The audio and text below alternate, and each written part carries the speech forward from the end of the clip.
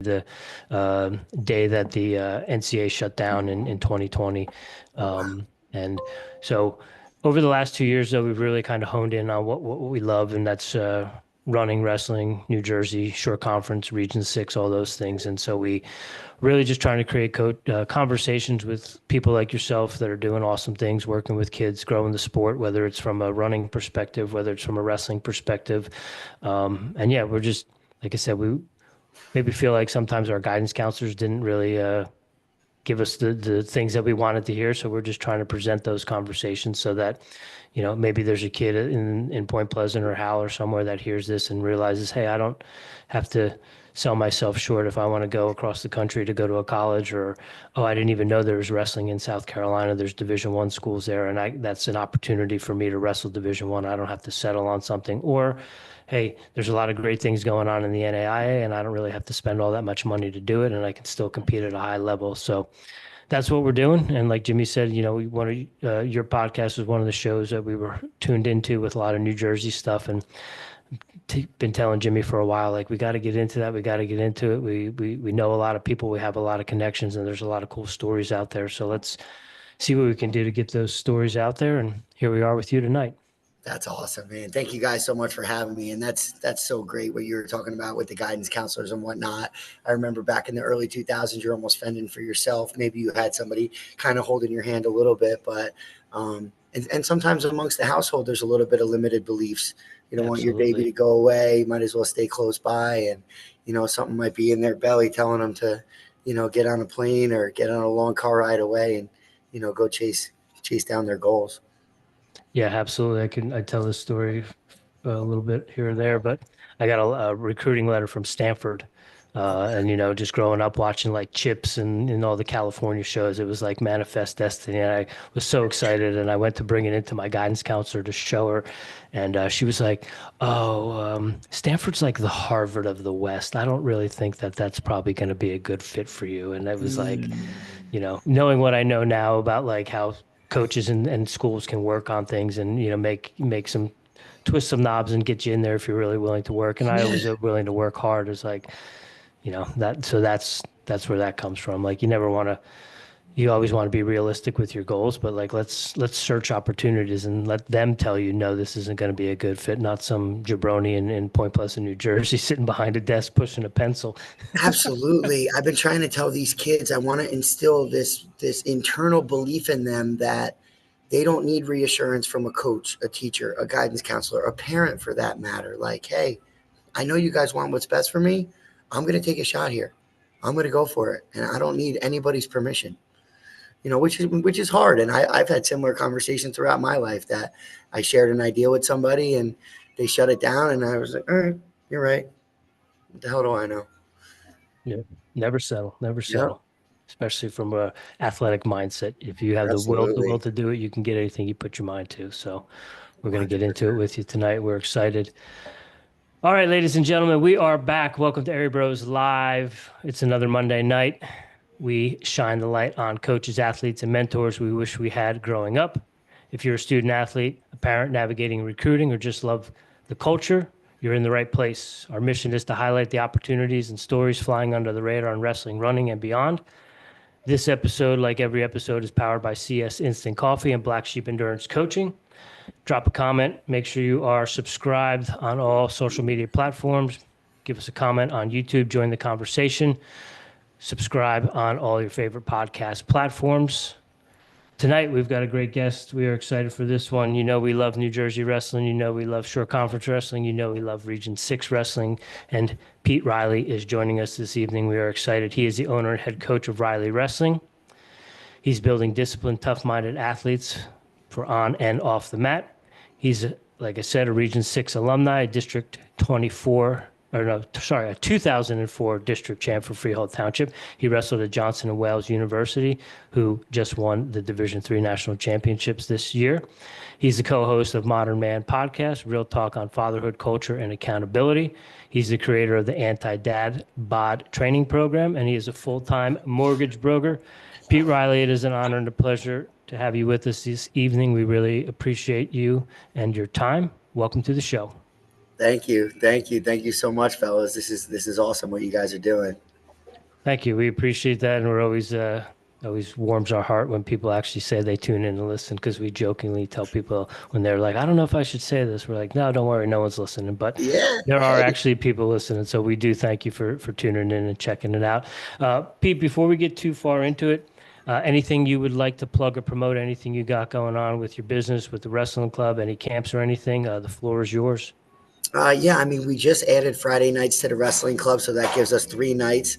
What I'm really looking forward to is the last Friday of every month. We're going to be doing a singlet dual meet practice, and we're going to be inviting non-club members. Really, just try to take out that match day fear that I felt, the anxiety, the nerves. We're going to kind of create a match day experience in the off season. Hopefully, help these guys navigate the nerves a little bit come winter time. So, really excited for that. We have our first one coming up in about 2 weeks.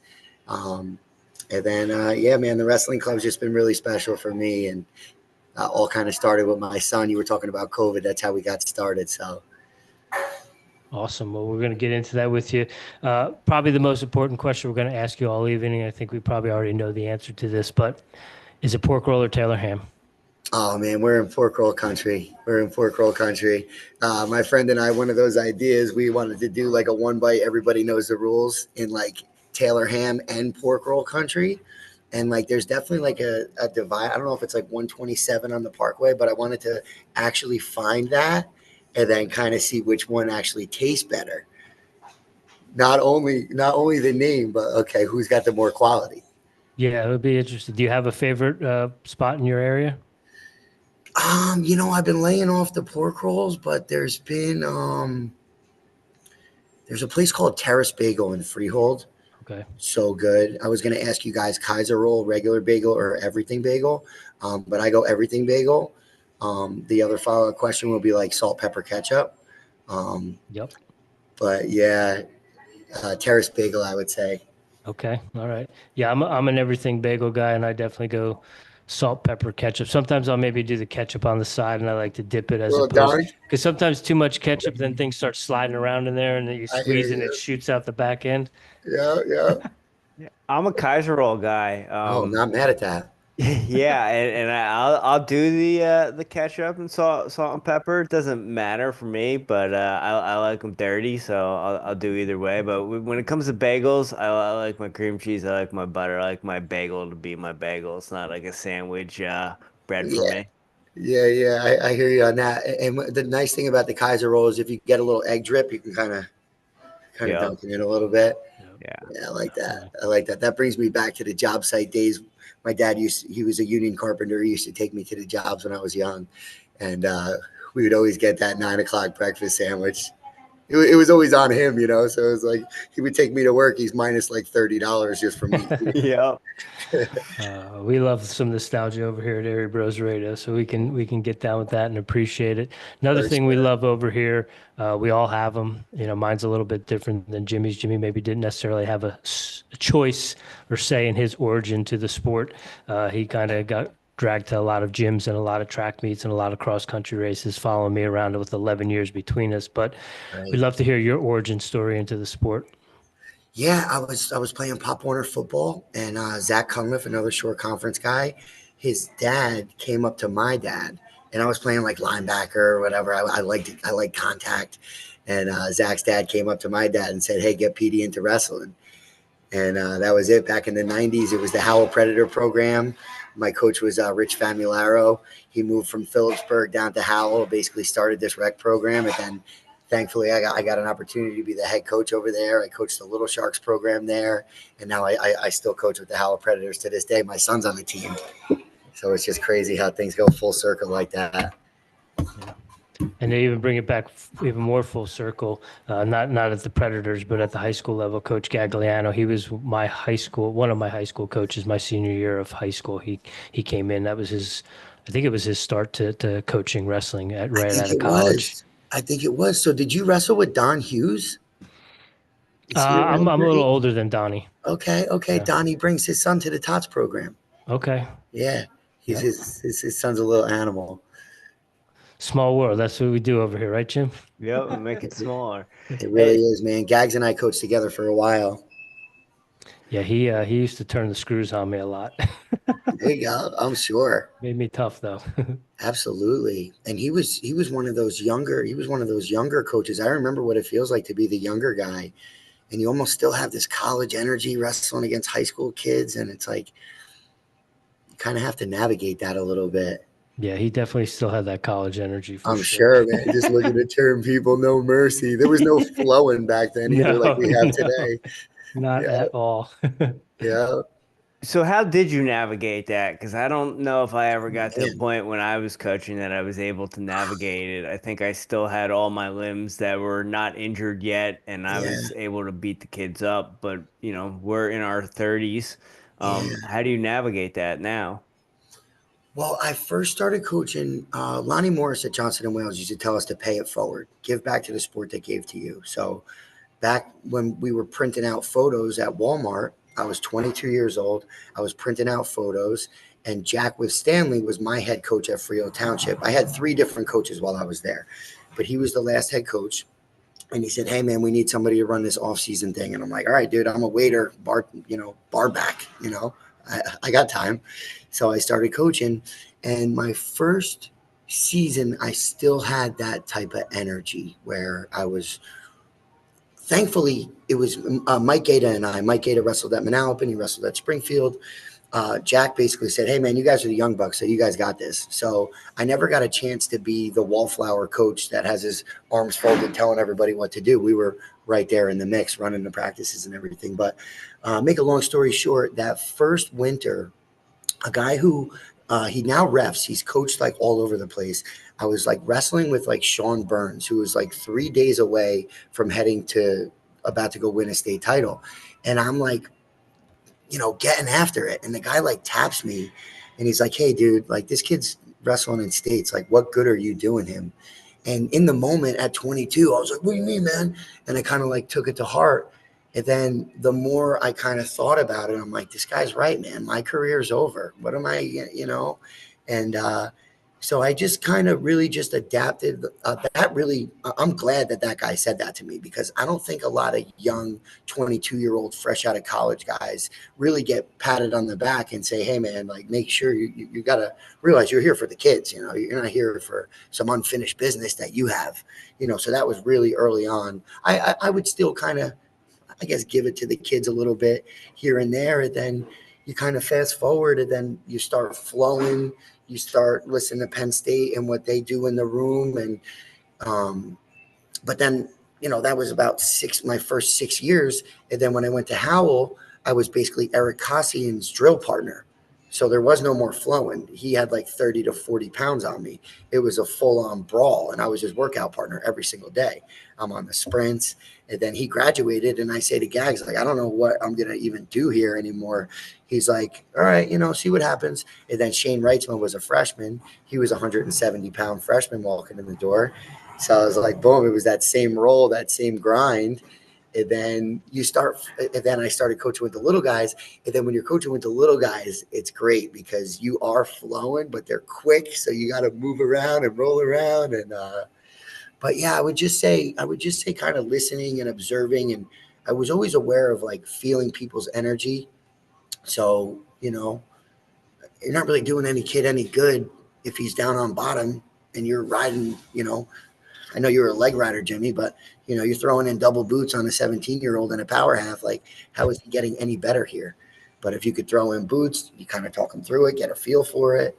It's definitely tough, to navigate. But if the ultimate goal is the kid improving, then it's really easy for you internally to say, okay, I'm going to kind of let him get in pretty deep here. I say that, but Cassian and Shane, we were full on getting after it like every single day in practice. I couldn't really take my foot off the gas with either one of those guys. With those guys that it was competitive and you had to kind of go balls out, did you Yeah. care if you got taken down? Were you able to kind of let that go? Or was it, hey, I need to get these guys better so that they can't take me down, or I can't let them out? Yeah, I mean, like my mindset in those days, it was almost like I was on the team. It was like, I'm coming in here, like I'm going for it. I'm going for it, but it wasn't like a no holds bar butt whooping. I mean, we were getting after it, like to the point that Jay Brandel at Howell had to come up to Shane and I one day, and he came up to me. He's like, "Dude, what are you doing?" I'm like, "He pushed me into the wall. What do you want me to do?" Like, I'm not going to let him just push me around, you know. So it's like, it's a lot of fun. I actually miss those high school days a lot, being in there. Sometimes you got to play the big brother role every once in a while, though. Yeah, for sure. But it's like it. I feel like there was a point in time where it was a break them down, and now I like to build them up. If you find a way to break them down a little bit, I like to build them right back up quickly and just make sure that practice was good overall. Yeah, no doubt. So let's talk about the club. Mm-hmm. You mentioned it came about like a lot of great things did during COVID. Yeah. What was the obviously the shutdown probably brought that about, but talk a little bit more about that, the inspiration and how it's evolved over time since then. Yeah, I was talking a little bit about that internal belief that I want to instill in these kids. I never really had necessarily that internal belief, whether it was insecure or, telling my aspirations to the wrong people and kind of shutting things down. But my son was Zoom learning in kindergarten. He's 5 years old. I'm like, dude, we got too much energy for this whole sit home all day thing. Like this is not for us. And there's a wrestling barn. Tanner Hodgins' family has a pole barn in their backyard in Howell. So I would go over there every Sunday with my son. And then my friends started bringing their sons. And then we were consistent every Sunday. Easter Sunday, a lot of the holidays fall on Sundays, 4th of July, Memorial Day, whatever it was, we were always there. So we stayed consistent on Sundays, and people kept telling their friends about it. And then it was basically just my buddies and their kids, and we would just show up all the time, 5, 6 kids. We'd just roll. We'd have a blast. And then we got too big for that. And then we went over to Impact MMA, which is in Wall. And over time, just Sundays, we started getting too big for that. And then the Howell PAL just welcomed us over about 2 years ago. And I had one group a lot of times, and the ages were, anywhere from like 5 to like 9 or 10. So when we got to the PAL, we started doing 2 practices. And then we added Tuesdays. We just added Fridays. But I like having the tots is one tempo. And then the 10-15, the youth guys, is another tempo. And then 11-15 is like the middle school, high school guys, kind of like a smaller feel.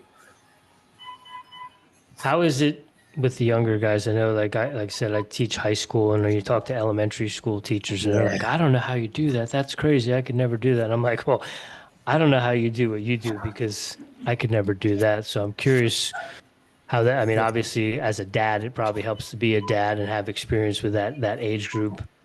Yeah, I heard you talking to Vinny about that, and Vinny does a really great job with it. I think right now in 2025, kids are just different overall. And it's almost back to like that feeling, that energy, like what do they really need? I've always been really relatable to the kids. I mean, I'm 39, but I'm still a kid at heart. And I remember what it feels like to hate wrestling practice.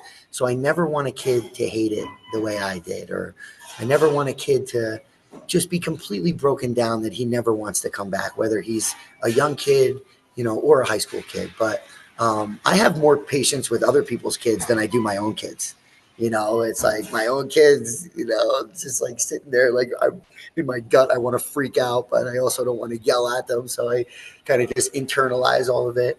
But I really just like the kids to enjoy the sport and just have a good time.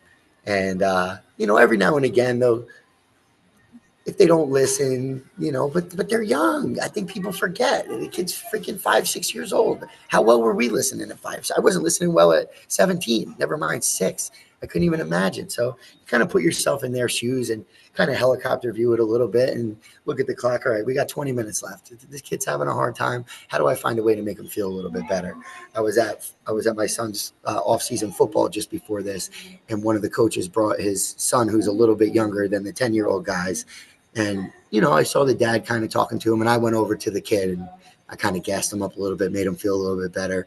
I told him to chase the kid down and take his lunch money. So if you can kind of make it fun or make a joke out of it, or, kind of build these kids up internally, and you could see their energy and emotion. And, I just have an awareness to that. Like if I'm going to yell at a kid, is that going to help him or hinder him? And if it's going to hinder him, then how can I get my message across in a way that's going to be more beneficial for the next half hour of practice, which is a hard balancing act. I definitely give you more credit than I give me. It's only a few hours a week I have these kids. If you're talking 7:30 bell rings, 3:00 bell rings again, that's hard. 30 kids, bell rings, another set of 30. You never know what's going on in their personal life. And I think each kid needs a little bit different. And sometimes the kids that have the most struggle at home need the most love at practice. And just understanding that. And even as a teacher for you, you could see who's carrying what that has nothing to do with your lesson. And it's got everything to do with what they heard the day before, what they got going on, the class before. And, you really don't want to beat that guy down, beat that kid down, because we all remember what it feels like to have the teacher that's retiring and they're counting down the days. They got 1 year left. And we remember the teacher that just got started and all they wanted was for their own classroom. I mean, that energy feels great. So I have that. It's my first day of class as a teacher energy, as a coach. I just put my stuff up. I've been decorating all summer to welcome these kids in. I want to give them that every single time they come. And, Vinny had a great line. Vinny says that he wants the kids, something along the lines of, you never know whose first practice it is. So you want every practice to feel as if someone's walking in there for the first time. And, I was like, wow. I was like blown away by that. I'm like, he's so right. He's so right, because some of these kids that hear my voice for 3 years, some other kid hears me, in a slightly different tone, and that's his first day. Maybe he doesn't want to come back. Yeah, absolutely. Pete, you mentioned not always loving wrestling. Mm-hmm. Is that a weight cutting issue? Is that a coaching issue? A little bit of both? Kinda. Just a 17-year-old listening to the wrong side of his brain. Maybe my lens on everything wasn't all that accurate. Culmination a lot, but it was definitely cutting weight, but the cutting weight didn't stop me from cutting weight in college, and I never hated it in college. I don't know. It's one of those decisions that you make in the moment, and then, on a Friday, right before the Mattawan Icebreaker, and the very next day you're reading the newspaper looking for everybody in your weight class. And it's like, dang, I'm sitting here. I'm sitting back, But my wrestling journey happened the way it was supposed to create the coach that I am today and to relate to every single kid. But yeah, I mean, that was a monster regret. And I completely put myself behind the 8 ball come senior year. I played football and lacrosse as well and didn't get any off-season reps. I got monster off-season reps right before my junior year. I went to the Jay Robinson camp. I was running, lifting, going ashore thing, like just feeling it. But unfortunately, it didn't go down like that. What's your advice to a kid listening to this podcast who might be on the fence, right? They might have a parent that just pushes them a little too much. They still have the love. They're good. They've seen success. But I know as a kid, as a teenager, sometimes you have a loss, and that seems like the biggest thing in the world. And I see it. as an older gentleman, we all know that loss is, obviously we remember all our losses, right? Yeah. But you wake up the next day, you put your pants on, your parents still love you, things like that. What advice do you give the kid? Yes. That's something that I actually say. Your parents are still going to love you. I mean, there's so many different ways to answer that. But lately, 2025 suburbs of New Jersey, I think these kids need struggle. I really do. I think that each down moment is a hidden blessing, and it's something that they're going to be feeling tenfold when they're an adult. So it's like, hey, I was saying before, life is the wrestleback. So, almost be grateful that things didn't go your way, because we're all below 500 as adults. We're still doing great in baseball. That's Hall of Fame batting average 300. That's Hall of Fame. I mean, that's 70% of the time you're losing or striking out, and you're in the Hall of Fame. So there's so many different ways to play that, but I think Penn State does an amazing job of not making it results based, yet getting all the results.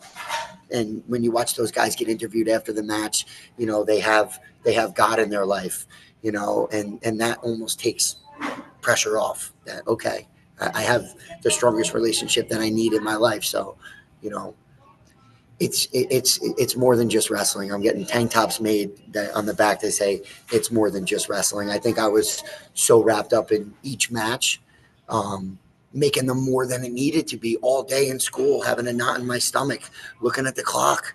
Oh, weigh-ins is in 6 hours. Oh, nervous wreck all day. And I tell these kids, like, the fans, they're spending $3 to get in there. Your parents are going to love you no matter what the results are. Your coach is going to love you no matter what the results are for the most part. And the fans, there's 14 weight classes in high school. They got their own bills. They got their own stressors. Your match is never going to be the end all be all. It's not a gladiator fight to the death. I used to feel bad for the heavyweights. Every match used to come down to them. But, even that, it's like, well, dude, 13 other guys has an opportunity. You got pinned in 15 seconds, dude. It's not even your fault. 13 guys could have done things a little bit differently. And I think that's the uniqueness of wrestling. I saw it happen in Point Pleasant a few years ago where the kicker, he missed the extra point. And, all the adults in the stands are talking like, dude, let me see you get out there and kick a field goal. The guys in the bleachers that are saying get off your belly, let me see you get off your belly, dude. This guy's doing it up top, I mean, come on. I think everybody's got a lot to say. And, these young people now, it's even more than back when we were competing. We just had the newspaper. They got, the short conference website, everybody's rankings, everybody's record. We were kind of caught up, Jimmy, with, what kind of shoes they had. If they had a USA Wrestling tattoo. Man, he's got combat speeds. This is going to be a tough exactly. Losing on weigh-ins based on what they look like physically. Jack with Stanley used to say, look like Tarzan, wrestle like Jane. So it's like, you can't lose before you step on the mat. But I really created what I thought I needed and what I think these kids need. And that's, in 17 years of coaching, that's what I've been learning. But I was telling you guys, I was super intense right out the gate. And then I got super soft. And now I'm trying to find that middle ground. No, you guys need to struggle because life is struggle. And I keep talking about the baby turtle. The baby turtle's born. It has to climb up sand on its own to be able to swim in the ocean. And I think as coaches and as parents in 2025, we're guiding this baby turtle up the hill and we're making it as easy as possible. But the ocean of life is still just as strong as it was, whether you have the strength to swim or not. So I need to, I have this inner savage in me, but my coaching philosophy has been, don't quit wrestling. Make sure the kids love it. Don't make them feel the way that you once felt. I didn't feel all that bad. I wrestled from when I was 9 to 22 with one missing year. And the one missing year should not be my coaching philosophy. So I just have to kind of adapt and learn and, find that inner savage a little bit. And I'm finding it again. And then someone will start crying during practice. And I'm like, oh God, I got to be a softie again. So it's like just trying to adapt. Pete, I think you hit it on the head as far as life is wrestlebacks. And in life, sometimes I know what we're dealing with in society today, we need to be the savage, right? Yes. I know I've been in a lot of situations, like Rich said before when we started the podcast. I went back to college when I was 34 or 33, and I was dealing with a bunch of kids that were 10 to 15 years younger than me. And there were some times where I was like, I need to let the savage out. Gotta let it out every now and again. So you bring up that there's more to life than wrestling, and I agree. And I also think that I know in your business, I know Rich in his life, we've all had moments where what we've done on a wrestling mat has helped us in life. Do you find that helps you in the mortgage business as far as getting that hustle every day, waking up and providing for your family? Yeah, man. I mean, the mortgage industry is gut-wrenching, which is why it's such a great balancing act between this passion of coaching wrestling and helping kids to high stress, my phone's been blowing up a little bit while I'm here. We've got a closing coming up soon. And I failed the mortgage test 6 times. My son was born and I was a bartender. And I sat in the testing center at 29 years old crying that I was going to have to wait 6 months to retake this mortgage test. And I think without wrestling, I don't necessarily know if I would have said, you know what, maybe I'll just try something else, or, maybe I'll just stick to the bartending thing, or, so that's one of the many, many examples that life is the wrestlebacks. And, with the mortgages, it's like, somebody could be shopping you with 3 different lenders, and sometimes you're feeling good throughout the day and you get one bad call, and, somebody says they're going with another lender, or something falls through, and you can either sit on the bleachers on mom's lap or you get back on the mat. And it's just, you try to navigate it and weather it the best you can. Where I struggle or fall short, if you will, is when my whole house is sleeping and all I wanted was silence. And now that I have the silence, I start to worry. All right, now I got this going on tomorrow. I got that going on tomorrow. And that almost brings me back to my wrestling anxiety. I'm like, I got to kind of shut that part off and, do a little meditating, or, some breathing, whatever it takes to kind of shift your mind a little bit. And, the guys from Wrestling Mindset, I think, are doing an incredible job. And I think the stuff that they're giving these young wrestlers, I think these kids are going to be able to navigate life utilizing that same stuff. So I try to learn from as much as I can to, try to help me as much as I can, Pete, go back to the club and being a dad, being a parent. We all have been down to Atlantic City or in the regions, and we've seen some, and you're talking about, some parents that you've seen, and the kicker missing the field goal and people in the stands jawing and, acting like they can do better. Yeah. How do you have those conversations with the parents, especially with the little tykes that, like, hey man, this isn't the NCAAs. There's a lot to come. If you do too much now, they might not be on the mat when they turn, their senior year. Yeah, I mean, that's power. That's power. There's a few different ways I answer it. It doesn't, I've been saying for a long time, unfortunately, the parents need more coaching than the kids do. And I don't have all the answers. I don't have that wrestling resume that's just going to say, hey, I'm Jordan Burroughs. Look at my gold medal. But when Jordan Burroughs is putting up posts and it's things that I've said, it's like, okay, he gets it too. It's not just me that's seeing, feeling, and hearing this. One of the things that I say is allow your child to dictate the wrestling journey as much as possible. Your coach told you to leave it all on the field. Don't show up with your varsity jacket on when you go to train.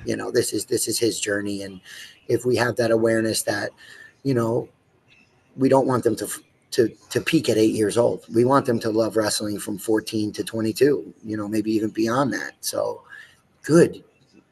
Jocko says, good, you got fired. Good. I'm not that extreme with it, but it's like, yeah, you're a little bit down on your luck. You're paying $15,000 in property taxes to live on that cul-de-sac over here. The biggest struggle your kid's facing is you tell him to turn off a Fortnite at 9:30 at night and he flips out on you. So you should be glad that your kid found some struggle and, bounce back. But I've been saying lately to stick shift the wrestling journey a little bit. You've been in 5th gear for about 2-3 weeks now. You're going from rec practice to club practice. You wrestled in a tournament Saturday, tournament Sunday. That's what your schedule looked like for about 3 weeks. Why don't you put it in first? Put it in first. Maybe take a rest day on Monday.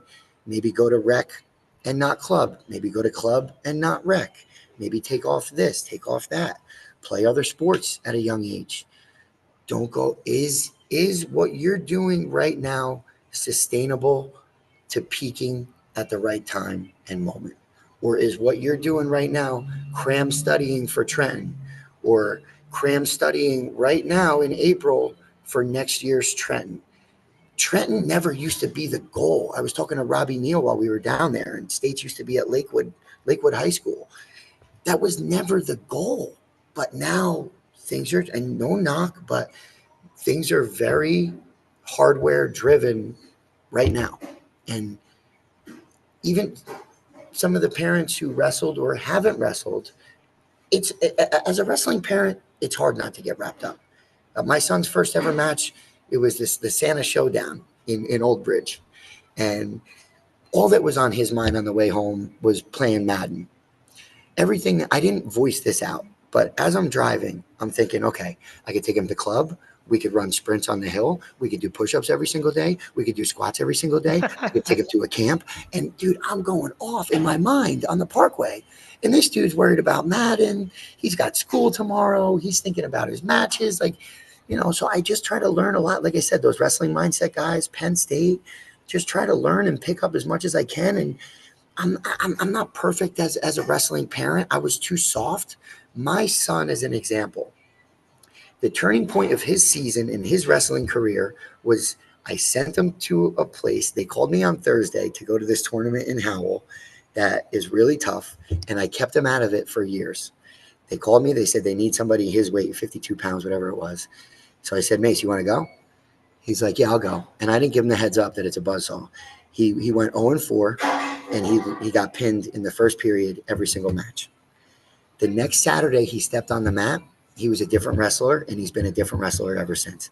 So I was baby turtling him up the hill.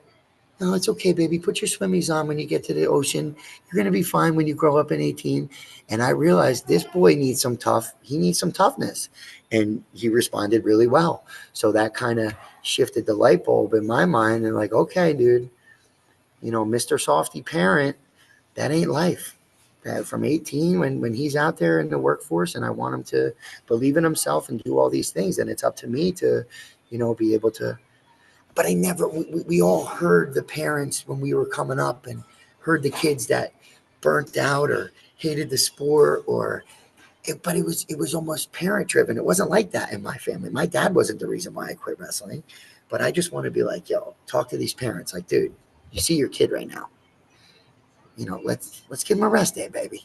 Let's have him love the sport, But that's a topic that I could just go off on. But the best analogy I've come up with as of late is the stick shift. Don't leave it in first and second either, and expect to be doing well next year either. So you got to put it in third, fourth, fifth, but just know when to downshift. And a lot of my friends, their sons are really doing a great job of driving the wrestling boat. And they want in, and all right, let's go, but it's not the dad saying, get the hell in the car. Cause I know those kids that are showing up to the club that their dad drove them there and they wanted to do anything else but wrestling practice. Yeah.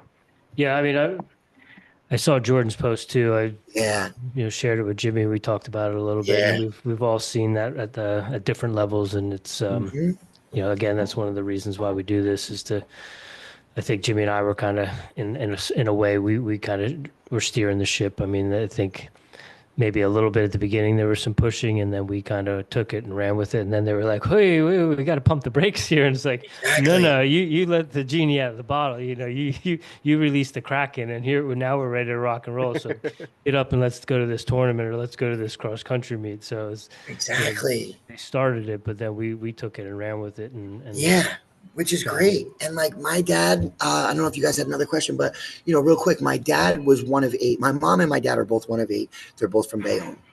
My dad's thing was his dad was a milkman. And when my dad was playing Little League and ran track and different things, his dad was never there. So my dad's thing that he set his mind to was, I'll never miss a practice, or, I'll never miss a game. I'll always be there. He wasn't berating me on the car ride home. But I also felt his energy, and he would unintentionally say things to me like, hey man, this guy's good. And I'd be feeling it in my warm up, we'd have the old school Walkman on back then. It's skipping a beat, DMX, whatever it was. And I'd be feeling a good sweat going, and I would kind of feel his energy, and that would almost plant some seeds of doubt within me, so it's so mental, and the mental part of it is so draining. But we put enough of it on ourselves mentally. But that mental energy is exhausting. I was in the best shape, yet first period, I'm gassing. Like, why am I gassing? Well, I've been thinking about this for freaking 24 hours. I haven't given myself a breather, So I utilized all the things that I felt didn't work for me, and I learned from other coaches, so many guys, Coach Nace, so many guys that have been around all these years. Robbie Neal used to tell the kids, just, dude, get out of the gym. Get out of the gym. Get out of this environment. Go in the hallway. Put a song on. I'm going to go get you when it's up to 145. You're 152. Go sit in the wrestling room until you're about to be up, because this pacing back and forth thing, you're going to be gassed. Yeah. So I would see kids violent rock and roll on, and I'm like, dude, change the beat, dude. Put on Baby Shark or something, dude. Put on something that's going to make you smile, because, dude, this death metal right now, dude. You're going to gas, in third period overtime. I'm telling you, dude. But and a lot of these videos that come up on Instagram don't talk about the sport on the car ride there and back. Don't talk about it at the dinner table. You could see the kids whose households are completely taken over by the sport. And it's like, dude, at the end of the day, your relationship is parent. If you're a parent coach like I am, thankfully, my son tells me that he gets nervous for football, but he doesn't get nervous for wrestling. But I hit him with the stuff that I hit the kids with. Dude, I love you regardless. I don't care about the score. I'm proud of you for stepping on the mat. I know how nerve-wracking it is to be out there by yourself. I keep telling the kids, there ain't no tag team matches. So if you get tired, you can't, in old school WWF, you can't just slap that guy's hand, bring him in with a steel chair, man. This is on you. So when my son tells me that he's not feeling wrestling nerves, so I'm like, dude, what gets you nervous in football? And he's like, when we're in the end zone and the coaches are getting all fired up, I'm like, yeah, dude, I got the music on. So I'm like, dude, like the adults are just, getting the kids all hyped. But is that hype sustainable with a 9-year-old youth tackle football team? So now that I talk to him a lot about different things like that, more than the X's and O's and effort and attitude and energy and different things. But I almost want to, talk to those guys like, listen, we love this on Sundays for the kids, but I think that when we get so fired up before the game, I don't think that's really helping them, in the moment. Yeah, I mean they can feed off of your energy and your emotions just as they can. Yeah, it's a fine line of riding fine that line. edge and having that kind of that inner peace and that calm and that balance, but also being able to. You guys are calm souls, man. I'm either 100, like my thermostat is set at like 100 or like 32. Like I wish I was just 70, dude. 68. You guys are just 68. This is game face. Yeah, we practice stoicism as much as we possibly can. Good. But I also want to talk. You mentioned you played football and you played lacrosse, right? Mm-hmm. And you mentioned your son plays football, and I was kind of at the tail end in '94 where you had a lot. It was you could still be successful as a wrestler at the state level and be a multi-sport athlete. Yeah. And as a track coach, and a wrestling coach, I'm always trying to bridge that gap with the football coach to like get those kids to come into other sports. Can you kind of talk about that importance of the young kids being involved in other sports to keep them, there's also a fine line where that can be too much when they're, running from club to practice to club and all these different things. But I think in terms of athleticism, it's good to have a couple different things on your plate. Hey, listen, I'm very against the grain in the wrestling community in a lot of different ways. But what I've been saying lately, specific to the young kids, is that they should absolutely be playing other sports. We have a monster example right in the town that you guys grew up in of Jay Clayton. He's extremely successful in football, wrestling, and baseball. Now, that kid's rare, but in my opinion, when you take a kid like him and you take a year-round wrestler, it tricks his mind. He doesn't drive out of AC thinking about, I have 363 more days to come back to this place. He leaves AC and he's thinking, all right, I got baseball.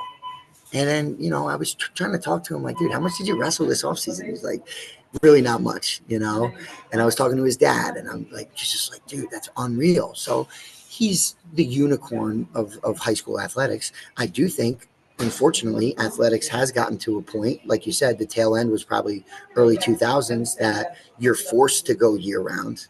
I mean, I don't know if it was Vinny that was with you guys that was talking about it, but the competitive edge used to be, I go to high school practice and I go to club. That was an advantage. Now it's, I go to high school practice, I go to club, I go to a weight trainer. I'm getting X amount of matches in. So if you are playing 2 to 3 sports, you're going to be behind the 8 ball. But if your mind is in the right place and you're playing another sport, some of these kids that went all in wrestling, they hear my messages and they're in college right now, and they come up to me and they go, I wish I played football in high school. I loved it in Pop Warner. I stopped in 8th grade. Once I got to high school, I stopped. But it's like, it's hard. It's not just wrestling either. I'm sure you see it in track, gymnastics, dance, everything. But my other point is, can we not forget that these childhood years are so precious, and all we want to do as kids is be adults, and all we want to do as adults is be kids? Like, let's find a balance between falling off your bike a whole bunch in the summertime. Like, do we want their whole childhood to be going from game to game, practice to practice, this to this, wrestling? And it's like, you blink and you're in high school, and it's like, how was your childhood? It's like, it was all right, I guess, when I won wrestling tournaments, but Yeah. so I think it's a real balance. I do think that we really do need to get back to the old school. Get on your bike, fall off your bike, learn how to tie your shoes on your own, go run outside until the street lights come on, go to practice. The complete other side of everything is video games were just kind of coming about with us, where now I see it with these kids. Like, Fortnite is completely addicting and brainwashing.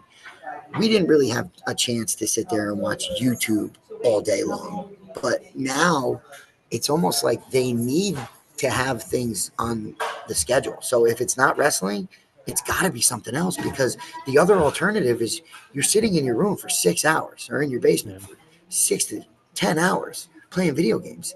And the non-athletes, if you're not playing a sport, if you're not in the drama club playing an instrument, like, if you don't need to be anywhere else accounted for, the other alternative is you're on the devices for hours.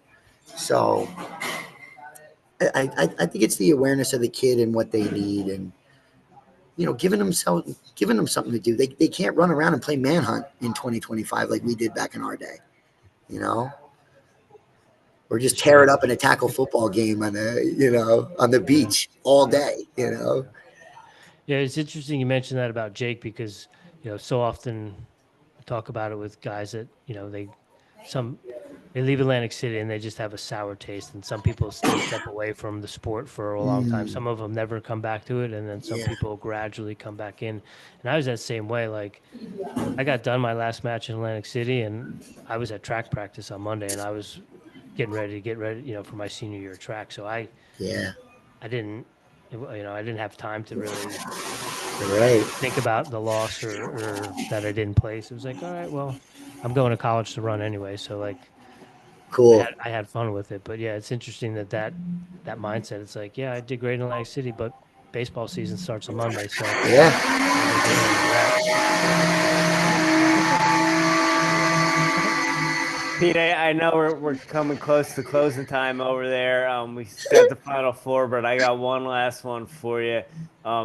I love following the Wrestling Club on social media. I love the videos that you're posting. You're one of the club owners that I feel like get how to do the social media. What can we expect from the club? I know it started over COVID and it kind of just evolved for you. Do you have any goals or plans, or is it just an avenue for your son and his friends to have a place to go and wrestle? Yeah, man. I mean, it really started as a passion project, and I was the insecure coach, if you will, not necessarily believing in my gift. And people would tell me all the time that I'm doing great, and I finally know internally that I'm doing a great job as a coach, and my club is a special place to be for kids. So I expect it to just continue to grow, continue to have these kids really love this sport. At this day and age, like I said, they need a little bit of struggle. They need a little bit of pick me up and, break me down that life's going to give them. And I think I offer that. I think what I'm offering is more to do with life than the matches. And as long as one kid hears my message, I'm going to continue to talk after practice. As long as one kid can get his grades from a C plus to a B or an A, just from some of the things that I was telling them or some of the life examples that I've given them for myself. I almost failed out of college. Coach Lonnie Morris had to go down to academic services and vouch for a kid that he's only known for 3 months. I was academically ineligible my sophomore year. I had to sit back. I had the Jiwu gear, and I wasn't on a team. It was a lonely part of my life, but I'm super glad that was part of my journey. I know what that loneliness feels like. I'm glad for all the struggle that has come, and the relatability to all the kids. And you guys are talking about running. I did the Asbury half marathon 2 Saturdays ago. And last year I did it and I was super prepared. I was running all the time. This year I haven't been running much at all. And what kept me going was cheering on other people. You could see the fast people in the front and they had their game face on. Last year I was like a 7:20 pace. This year I didn't care about my time. I just wanted to keep running. It was 7:58 pace.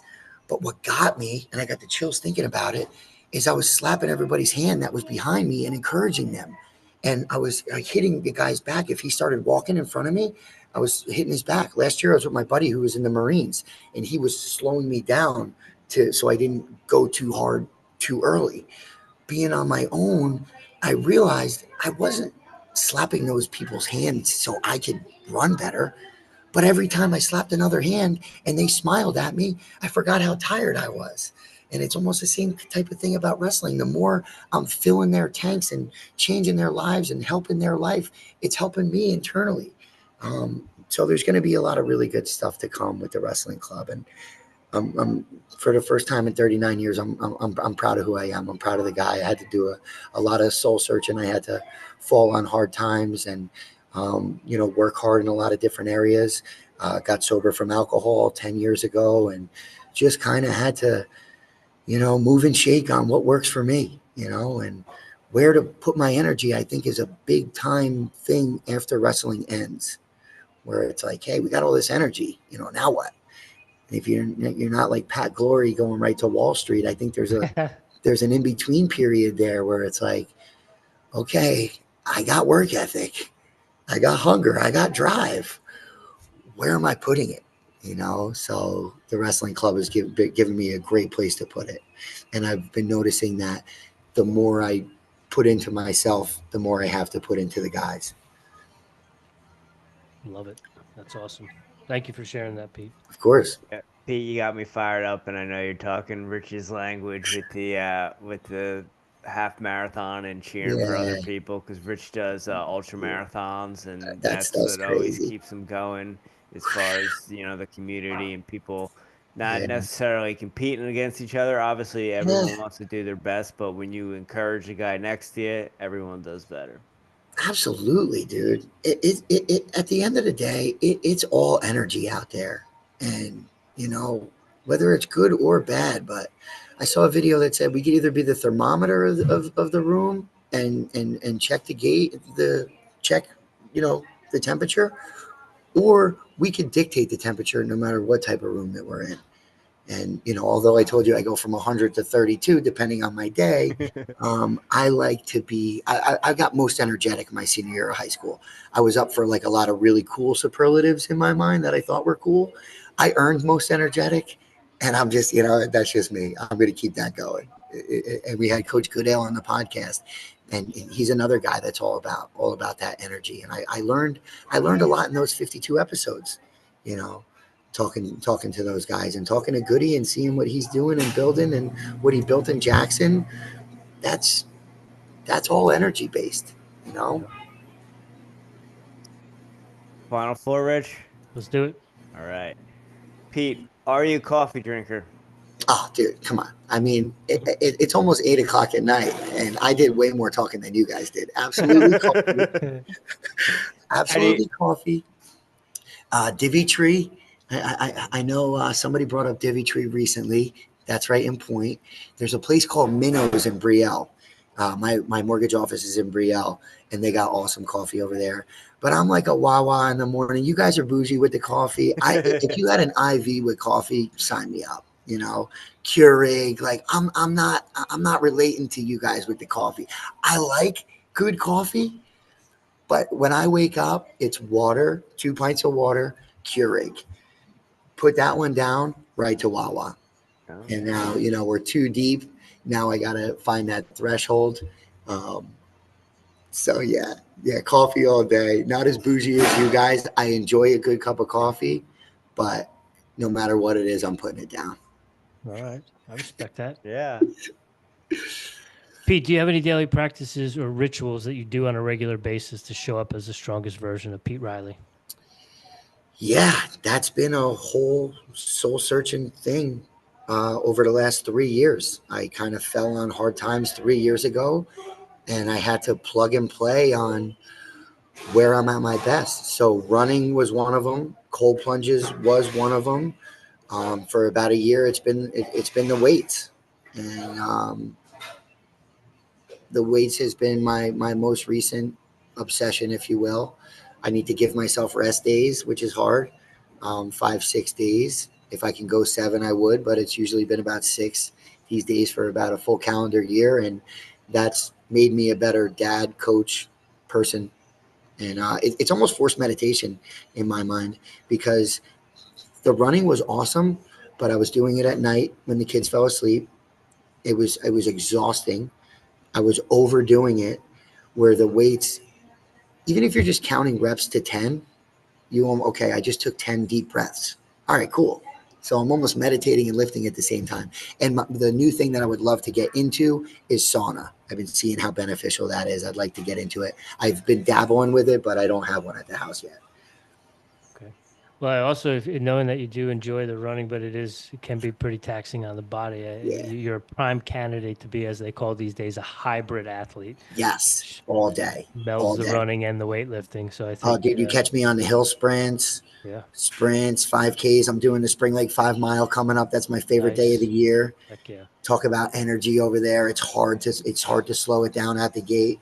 I gassed myself out last year quick. I was my friend that I was telling you I did the half marathon with. He was in the Marines. He does Ironmans.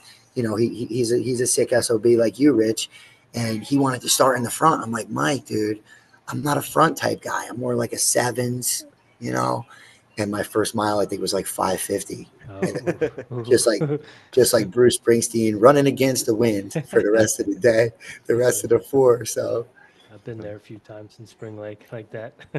Yeah, me too. Rich has taken me out for some races and paced me, and I'm like PR in every my mile, my 5K, my 10K. I'm like, I just PR'd like everything, dude. Right.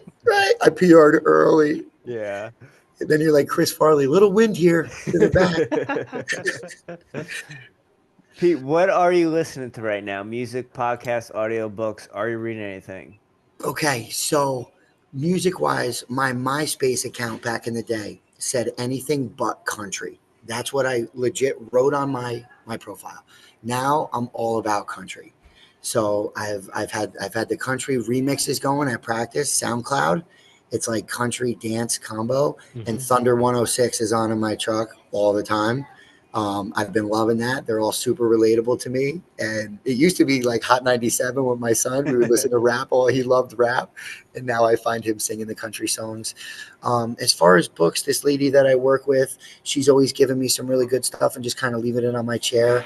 And she left a book on my chair called Two Chairs. It's basically developing a two-way conversation between you and God. And that's been a really, really cool way to have a two-way convo and kind of take off life stressors a little bit completely off your shoulders. So that's been super beneficial as of late. Okay. Put that one on the list. And I wholeheartedly can relate to that. I was very anti-country as a young punk rocker. And as I've gotten older, it seems like the country, especially down here, being down South Carolina, it seems like the country is on more often than not these days. So those songs are speaking to us now at these ages. They are. It's funny you say that, because it wasn't about country, but it was about another artist. But I had a girlfriend a long time ago, and she was referring to the artist, and she says he speaks to my soul. And I Yeah, was like, what are you talking about? But now when you hear some of those country songs, you're like, oh, I get what she was saying back I then. get it now for sure. Pete, last one we got for you. This is a lighthearted one to close it out. You're in Jersey. There's a lot of great food options. Do you have a guilty pleasure? I knew you guys were going to ask me that. I've made monster lifestyle changes over the course of the last year. If you asked me this last year, I would tell you ice cream. Okay. Bad ice cream addict. Like, and like, I'm talking back in my cutting weight days. I used to go to Cold Stone. You guys remember Cold Stone? Oh, yeah. Birthday cake remix, baby. Birthday cake remix. What I was about to say, the love it size, Yes. the biggest size, and I could be there with somebody who got a medium or a small. My love it is gone before theirs is gone. Can I get another? Exactly, dude. All about ice cream. That was probably my go-to guilty pleasure. And Rich, when I was running all the time, I would eat like crap because I knew how many calories I was losing. But I would just grub out so hard. Currently though, I'm a peanut butter savage. Just like disgusting amounts of peanut butter, like right out of the jar, like quick. Like I could finish peanut butter within like a 3-day period, no exaggeration, maybe 2 days. Been there. Been there. Do you have a brand of choice? There's a lot of these like better alternatives, but like Skippy's the go-to. But like none of the other ones match that in my mind. And then like I'm all about the smooth, but like if you put some nuts in there with the chunky, like I'll totally put those down as well. But I just feel like the Skippy smooth just goes down by the spoonful. Yeah, I hear you. I hear you. You get the big tubs of it. Oh yeah, definitely. It's like, oh nice, you got this for the whole family? Oh no, that's just for me. By the tablespoon. Yeah, have your name on it. Right, exactly. I'm using that big soup spoon. Pete, thank you so much for your time, sir. Thank you for the content you put out. We enjoy it. We enjoy following the wrestling club, watching everything you're doing with the wrestling club. Keep it up. There needs to be more clubs like yours out there, so keep doing your thing. And thank you for taking time out of your busy day, evening, to join the Airey Bros. Of course, guys. Thank you so much. We just had Dean Peterson in the club on Sunday, and he messaged me after, and he's going to Iowa, and he's like 2-time Jersey State champ, and he's just like, he's like, dude, you got some something really special going over there, and so I appreciate the kind words coming from everybody. I don't need those like at one time. Maybe I thought I did. Like I know, you know what? I'll leave it at this. In wrestling, it's very selfish, and we're surrounded by a lot of cockiness. As I get older, cockiness is insecurity that comes off in a different way. So I always wanted to never be cocky. Not wanting to be cocky forced me away from confidence. But confidence and cockiness are not the same thing. Confidence is earned, and it's the way you carry yourself, and it's not based on wins. It's based on consistency. It's based on failure. So that was just another point. I could talk to you guys for hours on all this stuff with sports and wrestling and everything else, but I really appreciate you guys giving me an opportunity to talk about the club and everything else. And I'm going to continue to watch you guys, man. Well, we appreciate you continuing to watch us, and we'll definitely get you back on here to talk more sports. We love chopping it up with our Region 6 alumni family, so we'll be making the rounds again. We'll definitely have you back on, but it's been an honor and pleasure to meet you and get to know you a little bit, hear more about the wrestling club, and like Jimmy said, we do appreciate your time, but also more so appreciate what you're doing for the sport and doing your part to help grow the sport. So thank you for that, especially at the Jersey Shore. Thank you guys so much. All right, ladies and gentlemen, that's Pete Reilly from Reilly Wrestling Club in Howe, New Jersey. Make sure you go check it out. Check all those links in the show notes. We will be back tomorrow night with Ben Clymer. He is the head coach of Faith Christian Academy, the #1 team in the country the last 2 years in wrestling. So we're excited for that. We're going to talk a little something out of our comfort zone. We're going to talk about Pennsylvania wrestling tomorrow night, ladies and gentlemen. So tune in for that same